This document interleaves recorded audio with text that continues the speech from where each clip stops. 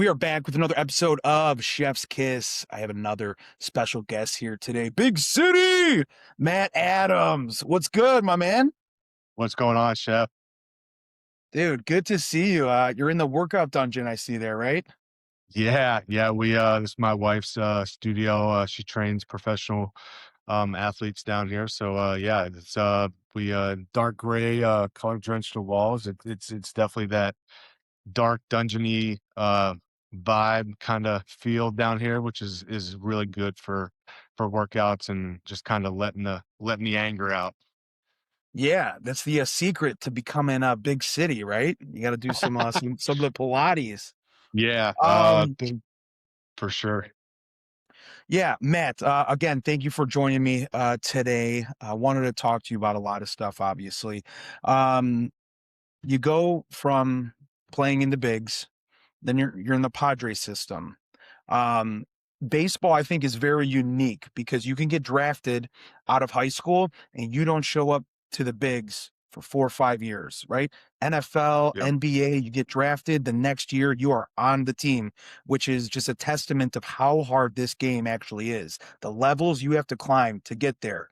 My question to you, now that you've seen both sides, you're in the minor league system, you played in the bigs, obviously. What is the biggest obstacle minor league players have to overcome to get to the big leagues when you're going through A, double A, triple A?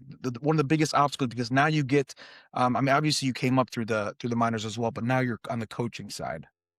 Yeah, I think just hitting the ground running and playing as many games as possible. I think from if a high schooler gets drafted, he's going to rookie ball, he's going to single A, depending on how high of a draft pick he is, you're gonna spend a lot of time at each level where, like you said, like the other professional sports, you're getting drafted, you're at the highest level from the get-go. So in baseball, it's just it's hard. Like you got to put up numbers year after year in the minors to be able to show these organizations that you can do it at the highest level, and injuries play a major factor into that. But I the biggest thing I would have to say is um, I think just opportunity. I feel like a first rounder, second rounder, a high rounder guy, he's going to get way more opportunities to fail to still reach, the major leagues than, say like for me, like I was a 23rd rounder. Now there's only 20 rounds of the draft. So like back then there was 50 rounds. So like you're looking at like some like guy in the 30 to 35th round back whenever I got drafted, he's not getting as many opportunities. So he's got to hit the ground running from day one to put numbers up, succeeding at a high level. So I would say just, the opportunities and playing time come into a big factor of, moving up each level and then ultimately reaching the major leagues. How about velocity? Velocity is obviously a huge part of the game now, and we see Tommy John at an all-time high, pitchers having issues because I'm guessing that is what is being preached at those levels. If you want to get here, you need to have velocity. We rarely see the Kyle Hendricks, the Greg Maddux who are dotting and diving at 88, 91. More so, everything is just overpowering velocity. I would assume like that is a learning curve as well coming up through the system. For sure. I mean, like the lower levels, you're gonna see velocity, but, like, ultimately, like, some of those guys may not know where those where the ball's going. So, but as you move up the ranks and you get into the higher, upper level minor leagues and then in the big leagues, they're 95 and above with their fastballs, and they're able to pinpoint location with that, and then they also got the secondary stuff that is also higher velocity, sharper stuff, and then they can, the double A, triple A guys and the major league level guys, they got command of all, 3, 4 pitches in their arsenal, which makes it very tough as a hitter to step into the box and, know that you're not just gonna get a fastball, right down the middle. You gotta have in the back of your mind, "Okay, this guy's got a great breaking ball," that you gotta account for, but the velocity in the game now is just so outrageous. I mean, you got guys 15, 16 years old throwing 100 mile an hour now. Like, I've it's seen it, yeah. wild. Yeah, It's which is wild. concerning too, right? I mean, I would think you want to develop pitches, but yeah, just that young. I see a kid out here. You were born in Pennsylvania, right? Yeah. There's Yep. Yeah. there's a kid out here in Pennsylvania who's touching 100 in 16. I mean, 16, he's I saw that guy. He was like 101 or 102 y- mile an hour. Yeah, yeah. it's just it's crazy, but like I feel like at such a young age, those guys throwing so hard, it's just a matter of time to when that arm breaks and the body breaks down and you're gonna go under the knife and gets surgery of some kind, whether it's the brace surgery for Tom John or a full Tommy John repair. But ultimately, like, shoulder if your shoulder's strong, like, and you're using your lower half the right way, like, I mean, guys do it year in and year out, like, so I think it comes down to just their training program and, like, how in tune with their body they are, and how well their body's moving and using the right muscle groups instead of just all arm, like, whenever I was younger, like, high school, college, and then even my first couple years in the minor leagues, we saw guys that would throw hard, but it was so like it was 1 inning of stuff. Now you got starters that are throwing 7, 8 innings of 98, 99, 100 mile an hour stuff, and they're doing it every 4 to 5 days. Mhm. It's Yeah, wild. whatever Aroldis Chapman is doing, everybody should be doing that if you're trying That to. guy is an absolute Bro, beast. how is he doing this at his age for being in the game as long as he has?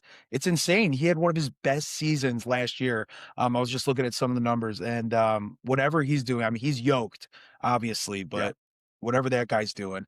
Um, Matt, you were very fortunate coming up in your second year, you find yourself in a World Series.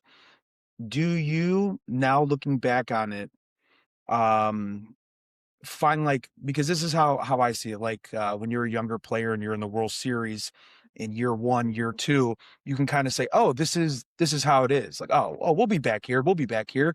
Um, and then you find out as you continue to play, like, "Damn, it is hard to get back here." That you are as your time went on, you kinda look back and you're just like, "Damn, like, maybe I, just thought, like, this is how it's always gonna be." And then obviously throughout your career, you're like, "This is not how it is." Yeah, I mean, it's crazy, like, to be able to debut, like, in 12 and then, like, I was only up for a month in 12, and then 2013, I'm the starting first baseman in the World Series. Played in Fenway, I got against, Big Poppy and all those guys. Um, but I was like you said, I was very fortunate. 13, 14, 15, 16, like, those Cardinal teams, like, we were built for the postseason, and we went to the postseason um, almost every year that I was there, and then I got traded to Atlanta in 17, and it was like once I got traded there, we were right around 500 club. Um, I was like, man, like, well, I'm not going to the postseason this year. Like, it was kind of like a weird feeling, but like also thinking back to like some of the great players who have never, you know, they played their whole career and never, made it to a World Series. Like, so I was like, I look back and I'm very, very blessed, very grateful that I was able to come up though, those early years with the Cardinals. They shaped me to who I, ultimately became as a major league player. And then fast forward to 2019 win a World Series with the Nationals, like that, having that postseason experience from such an early age in the major leagues helped me to kind of be one of the guys on that older Nationals team that the younger guys kind of leaned on and relied. They asked, they leaned in for my advice and whatnot. So it was really cool, like kind of full circle moment to experience that from such a rookie first couple years in the show to then be able to be one of the veteran players and give that advice to a younger player. And that's exactly what I have here in my notes because you come up and you're playing with Carlos Beltran, Matt Holliday, Yadier Molina. And then you said later in your career, you got young ones like Juan Soto, Trey Turner. And like you said, full circle moment where it's like, now I can impart this wisdom on these younger players. My question for you is what were those conversations with Carlos Beltran, Matt Holliday, Yadier Molina, as you guys are going into the World Series as well? Well, I'll go ahead and let you answer that first. Yeah, those guys did such a good job of we met like those Cardinal teams, the veteran leadership that we had on there. You talked about some of them, and then from the pitching side, we had Adam Wainwright, Chris Carpenter was around, Jake Westbrook, Lance Lynn. Like everybody was so connected. We were such a tight knit like family vibe in that clubhouse where like we knew like their messaging to us, to the younger players was, this isn't the norm. Like, not everybody makes it to the postseason. We want to capitalize on this year in and year out. So we're showing up. We're expecting to kick whoever is in that other dugout. We're kicking their butts, and we're showing up. We're expecting to win, whether we're the underdogs or we were expected to win. We showed up from day one, expecting to make the postseasons, and then once we got there they drilled it into us that like, hey, like we're going out there, we're winning every pitch, we're winning every at bat, we're winning, we're doing the small things on defense. We're not giving outs away. Those were the messages that those guys gave to us that then, in 2019 I gave to Soto and Turner and the younger guys on that national team where like it was maybe their first time in the postseason where, everything matters. The crowd's into, from pitch one, they're into, they're cheering for a strike, they're booing for a ball. Um, the lights are brighter, the pressure is magnified. We're on a bigger stage and you got to come ready to play. You got to be able to quiet that noise and just still treat it like any other game and go out there and just take care of business. Yeah. I grew up in Chicago. So I grew up a Cubs fan my entire life. I live here like right outside of Philly right now. Um, Okay. but Yadier Molina was always like a very big thorn in the Cubs side. I feel like he was the kind of guy that if he was on your team, you like him, and if he's not on your team, you hate him because he is so good and he's so thorough. My question is, during that World Series, going up against a Jon Lester, Jon Lackey, Clay Buchholz, does Yadi talk to your hitters and talk about their game plan against you guys, how he would attack you guys to kind of prep you for, hey, this is how I would attack you? Yeah, I would say it started even before the game. We would, before we started our BP, our ground ball routines, we would meet, the position players would meet with Jose Akendo and Yadi would be the two like kind of Jose Akendo was our third base coach, infield coach. Him and Yadi would get everybody together, behind the screen at second base while the other team was kind of finishing up BP. After we stretch, we'd meet there behind second base. We kind of go over the game plan. Obviously, beforehand and inside, we had our hitters meeting and everything, which was run down from the hitting coach. But then we got the group together out on the field, and we kind of like Yadi kind of letting us know like the tendencies that he kind of looked like saw on video and what he thought the way that those guys were going to approach us in that night's game and just he was always 4 or 5 steps ahead of the competition. He knew what was coming. He knew how to counteract it and he was a really good leader in a sense of he was able to communicate that to, a rookie or another veteran that he was sharing the field with. So everybody was on the same page and that, whatever he saw would pop up and everybody was like, oh, that's what Yadi was talking about. So we were prepared.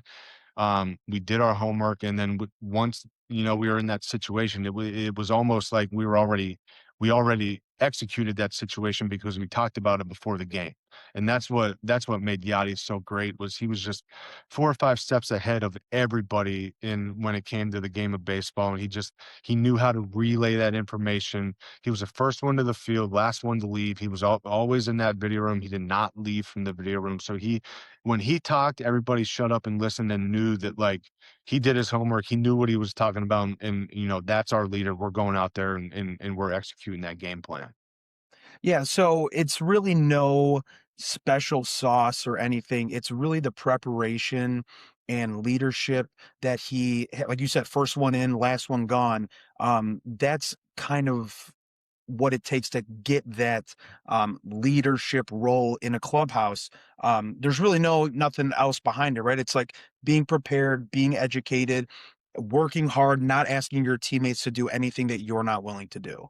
Yeah, and I mean, he was a quarterback, he was a catcher, so he saw the game from a different perspective than everybody else did. So, like, he just one, we trusted and knew his experience was just he did it, from year one in the big leagues. He was a stud. So, like when you got a guy like that who's done it, for so long, he was so consistent year in and year out.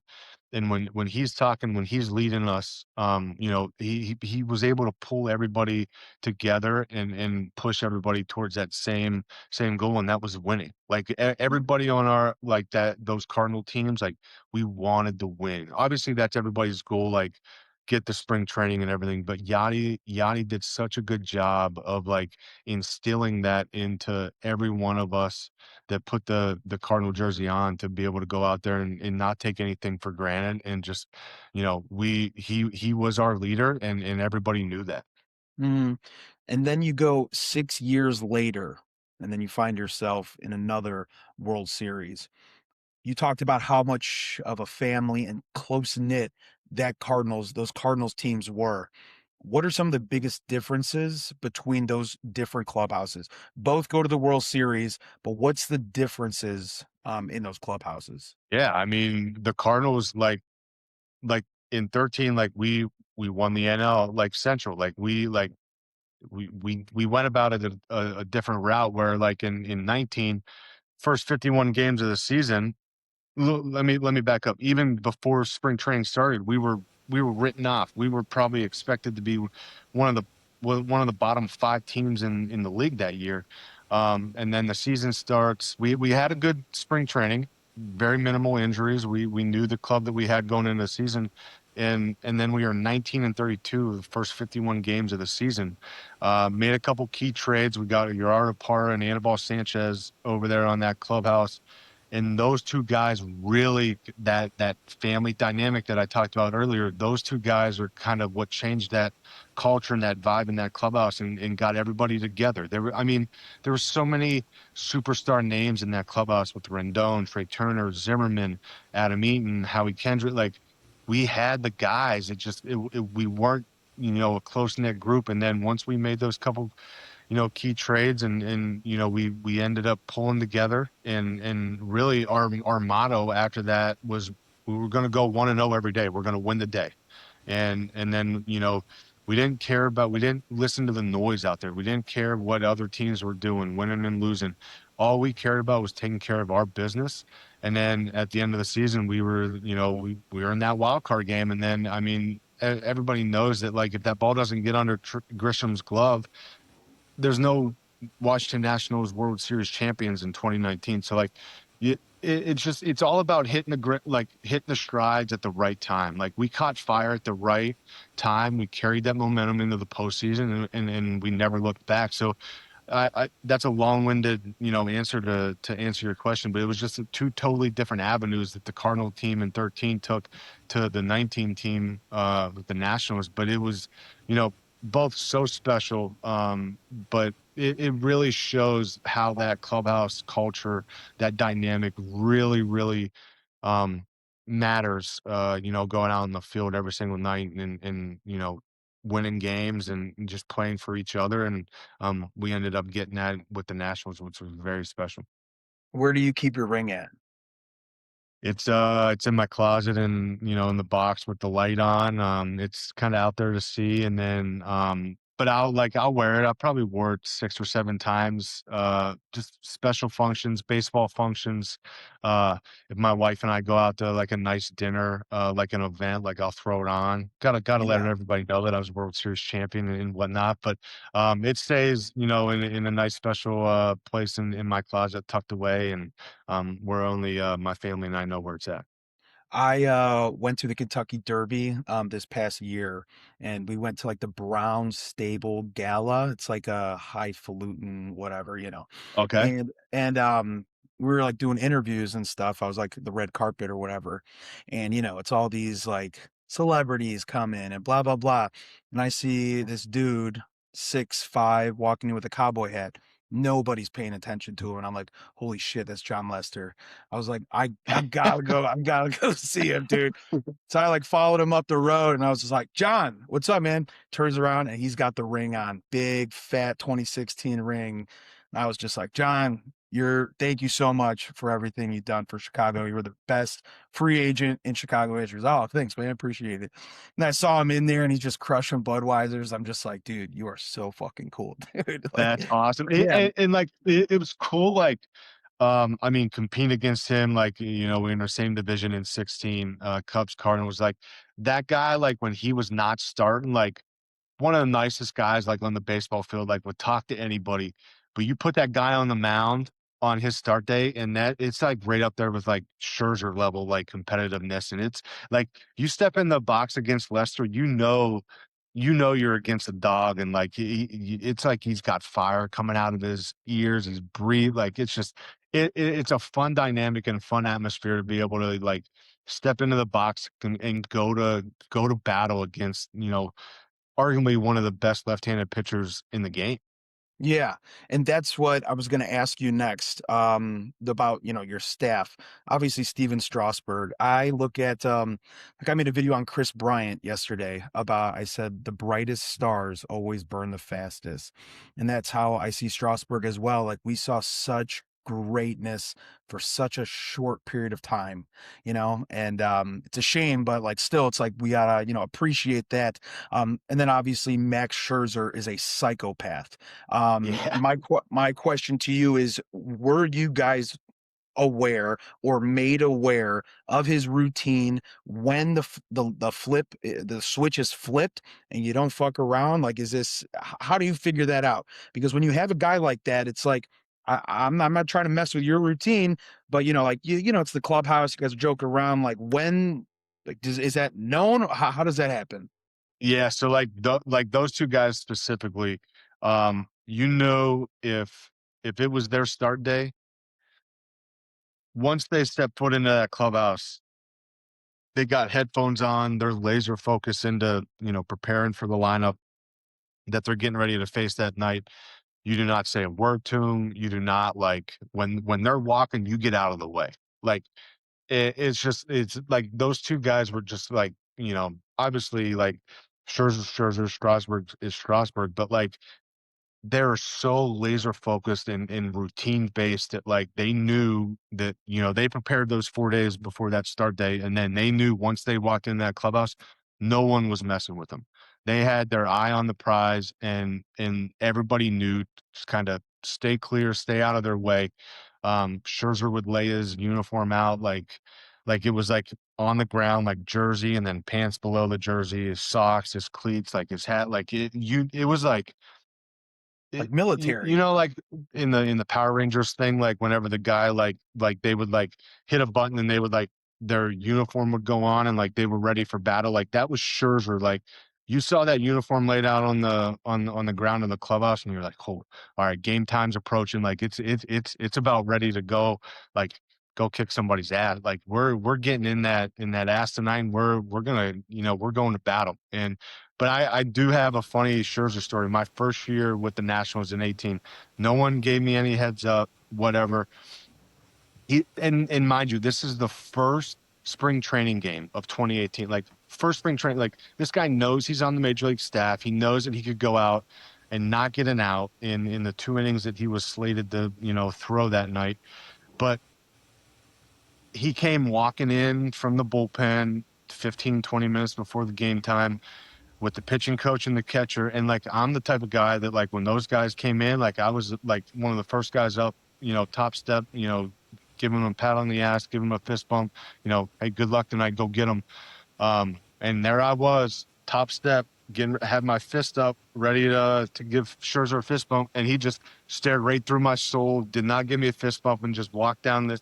And I'm like, what the hell did I just do? Like that? Like I don't know if I like pissed him off the day before or whatnot, and then the trainer came up once he, like, kinda, like, gave me the cold shoulder, the trainer come up, put his arm around me, goes, "Hey, like, don't take that the wrong way, like, no one touches Scherzer, like, on his start day when he comes in the dugout." I was like, "Well, you guys coulda told me that, like, yesterday, like, so I knew, like, not to make, like, a fool of myself," but, like, it's just it goes back to just him being laser focused, and he knew, like, that's just who he was. That was the first spring training game, and it did not matter, but he wanted to go out there and he wanted to strike everybody out. Like that's just who Max was, and very, very fortunate and grateful that I got to share a clubhouse and in a field with him as a teammate. And he's different on not start dates? How is he on Yes, he's like he could talk smack with the best of them when it's not his start day. Like he's up there top stepping like John at everybody, like goofing off with guys in the dugout. Like he's a great dude. Like he like off the field, like on non-start days, he is like one of the best to like talk baseball with, joke around with, just goof off. Um, but, like, that start day, you do not mess with him. But then when he gives the ball to the manager and he's done, like, you know, throw dip in, and then he's right back up there top stepping, like, talking smack, goofing off with the guys in the dugout, so it's like that it's like his alter ego, like, on that start day, like, he goes out there, he flips that switch, and he's in compete mode, and then once he hands the ball over, or it's those, non-start days, like, he's in the clubhouse joking around with everybody like everybody else does, you know, during a game. Yeah. Jesus, Mad Max. And obviously, yeah, he's Mad Max, but then you had some different personality on that team as well. You had Trey Turner, Juan Soto. You've been in the league for a while at that point. So it was how long did it take for you to realize that maybe those two guys, Trey Turner and Juan Soto, were gonna be special or they were different? Yeah, I actually Howie Kendrick tore his Achilles, and he was playing left field for us in 2018. I went out there and I played, 50 some games in left field for the Nationals, and then we knew that there was, this young star in Double A in Juan Soto, and he was on the doorstep, knocking. Um, and we got in after, I think it was a night game. We got in, we heard the rumors. We got told that Soto was getting called up and he was going to make his debut the next day. And I was saying to myself, I was like, okay, there goes all my playing time in left field. Like I'll go back to being, I'll fill in for Zim at first base. I'll be the lefty bat off the bench. Soto comes in first game. I don't know if it was his first at bat or not, but it was his first game. He goes oppo in Nats Park over the bullpen in left center, and and I think he was 19, like like he was super young at the time. And as soon as he did that, like the way that he handled himself, like with the media beforehand in that game, rounding the bases after hitting a homer in his major league debut, like everybody knew, like, okay, this dude is for real. Like he is going to be a star, and he's lived up to that, year in and year out, and like to date. So just really, really like he's like I keep in touch with him probably, you know, 2 3 times a month, like just really close. I know he's got a lot going on and whatnot, but he's one of the guys that he always made time for everybody, whether you were, Dominican, whether you're American, like if you were his teammate, like, and he respected you, like he's just a down to earth human, and a great kid, like super happy for him. Trey Turner, on the other hand, like he's kind of like more like silent assassin type thing. Like he's like very quiet, like goes about his business the right way.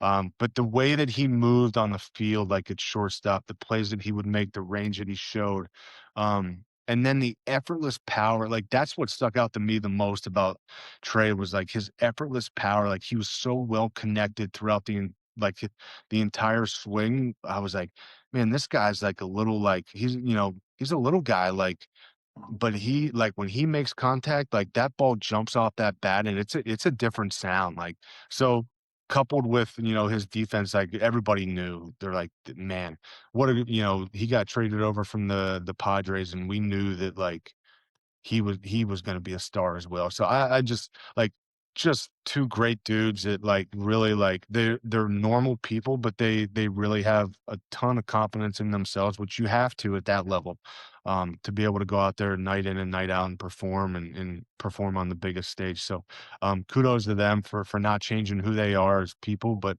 really they've turned out to be, great ball players and good for the game of baseball.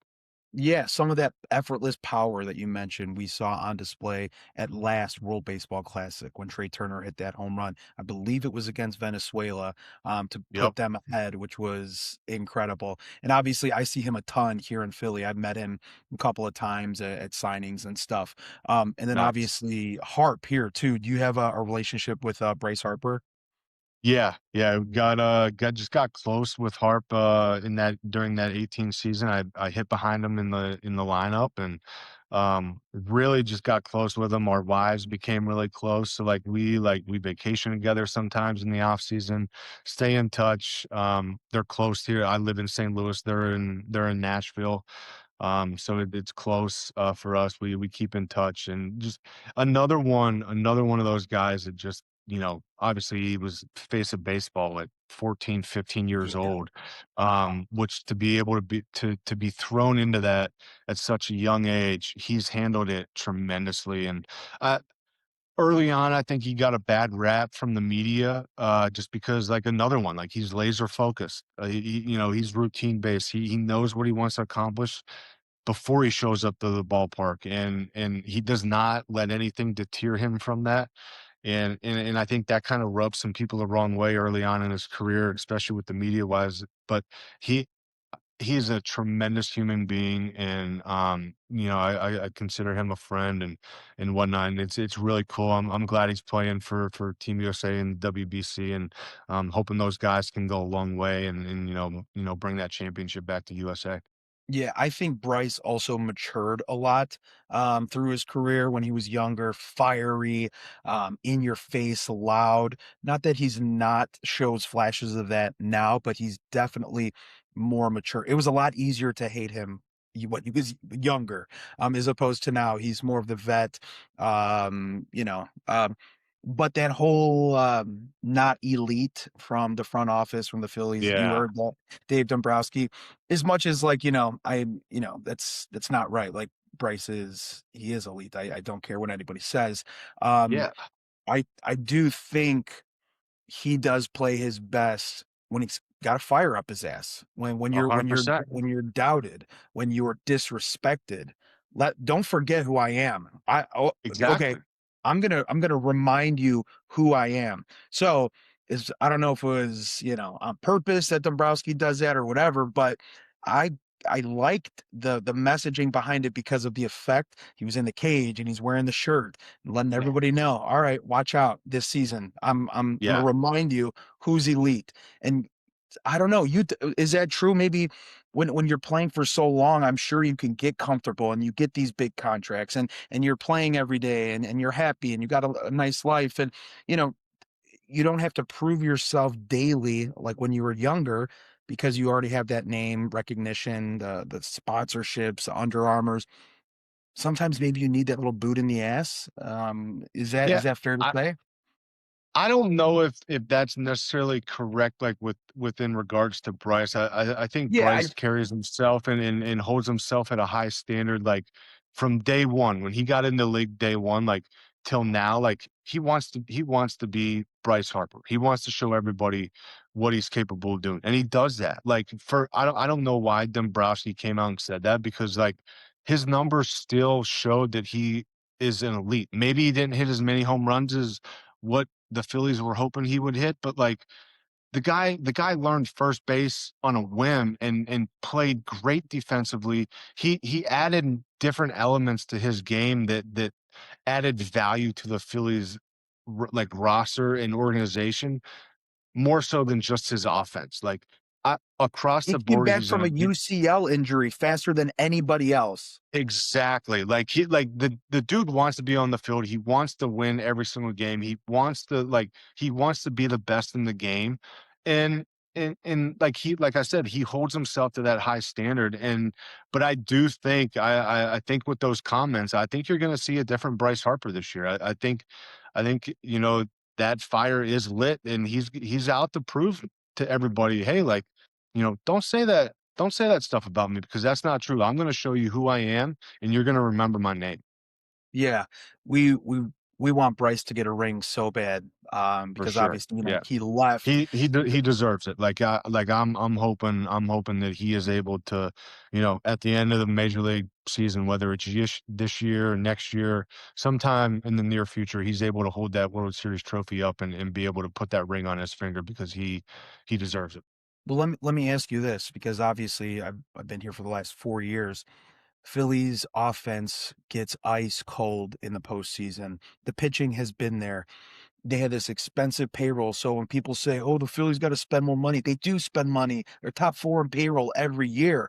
So what needs to happen? Because my thing is like, you either have to bring someone in who has postseason experience that's going to light a fire or be some kind of firecracker in that lineup, or the guys that you paid have to produce during October. I mean, what else needs to change? Everybody here in Philly, the radio is so negative. They call it Negadelphia because it's like, this team, they're running it back. Blah, blah, blah. I'm like, they won the second most games in baseball last year. They're a very Yeah. good team. So you can't tell me that. But obviously, when it comes to October, that's what a lot of people just care about. So Yeah, what? and I think also I think it's just got to be the leadership on that team. I think you got to get everybody together and just be like, hey, we have to play the same game of baseball that we played throughout the course of a 162 game regular season that got us to this postseason. We have to not put so much pressure on ourselves to win a World Series. We just have to take it one game at a time and play the game that we know how to play that we've played all year long. I think it's a very simple message. I don't think it needs to be an overhaul of the roster. I think the addition of Don Mattingly as bench coach coming in, I think that's going to help big time. Guy that has some postseason experience both as a player and as a coach. I think having that guy around, Kevin Long. He's got a lot of great postseason experience. Worked with a lot of big time baseball names that have played in the postseason. So I think it's just the collective group just coming together and just not putting so much pressure on themselves to produce in October. I think that's going to alleviate a lot of the problems and just let everybody go out there and, you know, do their own job. So that way at the end of a 9 inning baseball game, they're walking out on top and they're getting ready for the next game. Yeah, and get Don Mattingly his first ring too, because Donnie Exactly. Baseball's been in the game forever, man. He still doesn't have a ring yet, so there's a lot of I good know. storylines. I'm waiting for this Phillies team to take it over the hump. Matt, you talk about the system being broken, possibly. I wanted to talk about some of the CBA negotiations. All the talk. Are the Dodgers ruining baseball? Salary cap, salary floor, the competitive gap. I'm going to tell you my thought. Um, if you have a salary cap that doesn't stop stingy owners from spending money, it just limits the amount that players could get paid. And I'm a players first guy. I think they should get as much as they can, whoever's willing to pay. And there's a price for winning, and you either pay it or you don't. And if you want to be an owner of a baseball team, there's only two sets of owners: guys that are trying to win rings and guys who treat it as an additional revenue stream. So which Yep. one are you going to be? Give me your thoughts on some of that stuff, whatever you feel comfortable talking about. The Dodgers ruining baseball, the deferred payments, salary cap, salary floor, that stuff. Yeah, I don't necessarily know that the Dodgers are ruining baseball. I think they just found the loophole.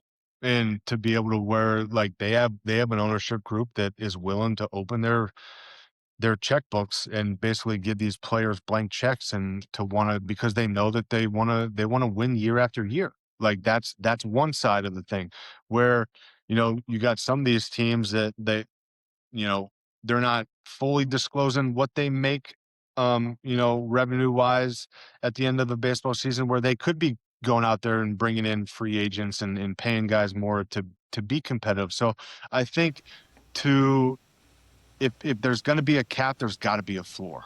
So I think there's got to be to where you can, obviously some of my, colleagues and teammates would probably be angry with me saying this, but I think where the game is at now, I think a salary cap would be good, but I also think that there's got to be a floor.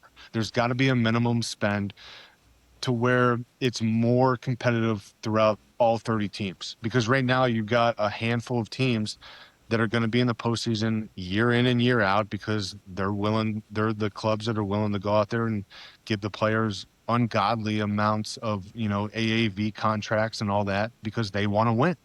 So I think to be able to fix the system, we have to bring it back full circle to get all clubs to have a minimum spend so it kind of evens the playing field a little bit.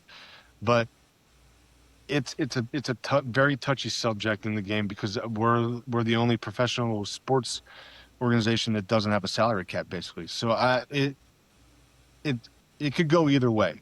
Like for me, like this is just my opinion, and I may lose some friends over this or whatnot. But like I think to fix the system, I think you got to have a you got to have a cap, but you also have to have a floor, and that alone will kind of take care of like the spending problem and the owners just pocketing the money and not really giving it back into talent to put a winning club on the field year in and year out. So that's one stance. I think we have to take a look and we have to figure out the deferred money loophole. I think in the next CBA, which is up after this season, I think we really have to look closely at this deferred money thing because you got Otani making what 2 million a year and 68 of that $70 million is deferred. Like, yeah, if that guy's making $100 million off the field of baseball, so yeah, he's going to sign a $2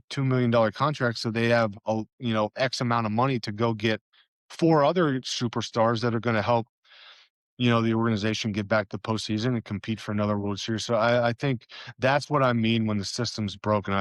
Whenever I say the system's broken, I think it solely, in my opinion, I look at the deferral money and all that because that allows those organizations that want to have an open checkbook um, to be able to bring in eight, nine, 10 superstars to be on your roster, and that's just my opinion. Yeah, I look at it, I think it's, 1, great to have a villain, because you can't have a good guy without a villain. I think there needs to be a dragon to slay.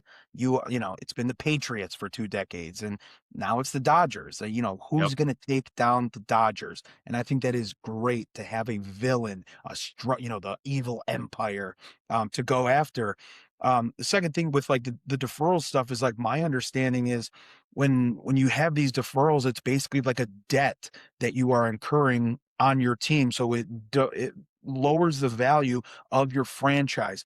But if you have no intention of selling your franchise, what does it matter if they're doing business in a way? Because they talk about, like, they take that extra money, right? The 68 million, whatever, they put it in some kind of whatever fund, index fund, whatever it is. It accrues interest and it pays off or whatever. And I think Otani he's such a unicorn. He is an international icon that the eyeballs that you're bringing in from Japan. We should do anything to kind of accommodate that because you're bringing in a whole other country. You're bringing in Japan, you're bringing in Taipei, China, all these other Asian countries to tune in to watch the Dodgers. But I just see it as like they're not operating outside of any of the other rules. If the Orioles want to go in debt and defer, like Bobby Bonilla, he was like the godfather of deferrals. Like that's Right. where it started. So Yep. I Yeah, understand like no, they're everyone. not they're not breaking the rules. They've found all like there are loopholes in the system. And the Dodgers are one of the organizations that are finding those loopholes and they're executing them to the best of Yeah. their ability. And what you're seeing year in and year out, they the talent that they put out there and I saw it firsthand at the AAA level. The talent that they had, their starting rotation at the AAA level could be, you know, 9 to 10 MLB, clubs starting 5 rotations. It was a joke when we roll in to play a 6-game series against the Oklahoma city team, we're facing a major league starting rotation. Like this is crazy. And the talent that they had at their AAA level, like some of those guys, if they were with any other organization, they would be starters in the big leagues. So Right. I think they've done so. One, I think their scouting is outrageous. I think what they're doing on that front is tremendous. I think the way that they're accumulating young talent is great, but at the major league level, they're putting an amazing roster together year in and year out, and that's they want to win championships, and they're doing that. Yeah, and they draft better than anybody. I mean, you look at the people, Jordan Alvarez, Michael Bush, who's playing with the Cubs, like they do everything very well. And Yep, I don't feel bad for people that aren't helping themselves. So if you are not spending any money, I don't care about your tears. You are doing exactly. nothing to help yourself. So Yep. whatever You're needs to not gonna happen. just sit back and like no one's gonna hand you anything. Like if you want to change, then change. Mhm. Like I'm with you on that. Like I do not feel bad for anybody that like is sitting there crying nilly willy about like the Dodgers and whatnot when you could be doing the same thing, Right. but you're not. Es especially the competitive, the revenue sharing, right? The revenue share was created to close the competitive gap, and if you are taking that money from these big markets that are making more money and you're pocketing it and not investing it on the field, then I really don't care what you have to say because you Exactly. are getting money from that revenue share and you're doing nothing with it. "Oh, I'm Bob Nutting, I'm gonna put it in my pockets." Don't feel bad for you, bro. Yep. Yeah, I'm right there with you. Yeah. Matt, let everybody know what you got going on. What do you have coming up here soon? Obviously, I know spring training is starting, pitchers and catchers are here. My God, man, have you seen the injuries already? Yeah, I know. I saw there was three, the big one, Corbin Carroll hamate bone, Frankie Lindor hamate bone, Jackson Holliday hamate bone. Like it's wild. Like not even like full camp has started yet, and we got some of the game's brightest stars going on the chopping block to get surgery before spring training even kicks off. It's wild, but yeah, I was AAA bench coach last year for the Padres, and this year I'm currently still free agent coach and wanting to land with my hometown team here in St. Louis. I would love to be back with the Cardinal organization and be able to impact that organization with Hein Bloom and the people that he's brought over and put in charge. I think the Cardinals are going to shock some people this year. I think they're going to be better than what a lot of people are, kind of writing them down to the kind of season that they're thinking they're going to have. I think they're going to shock some people. I think you look at their minor league system of, they're ranked number 2 in farm systems, which is their highest ranking in the last 15, 16 years. So what Heim Bloom and his guys are doing for the Cardinal organization is very, very good. And that's an organization that I want to be a part of moving forward. Matt, if I was you, I would just be at Ballpark Village every day before every game, just living Yeah. life, dude.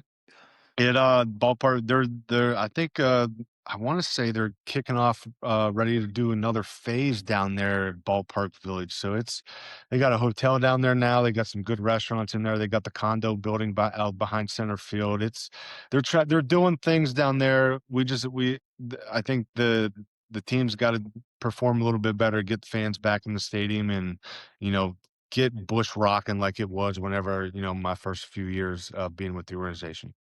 One, thing that I gotta give Cardinals fans forward, you tell me if it's true or not, being a Cubs fan, anytime I talk to a Cardinals fan, I think they are some of the most intelligent fans I've ever met. As far as knowledge of the game, history of the game, anytime I talk to a Cardinals fan, highly intelligent about baseball.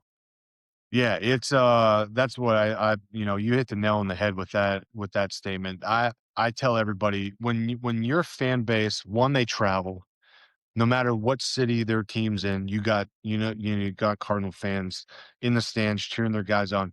But one thing that I loved playing for them was the love that they gave for the visiting if a visiting player made a great defensive player, they had a great at bat, and even though that would go against, their team, the Cardinals, they would give that player, a standing ovation, and just they respect the game better than most fan bases, and like you said, they're super knowledgeable. They're into the game from pitch one to when that last out's recorded, and it was fun, being able to, suit up and play, for Cardinal Nation for sure.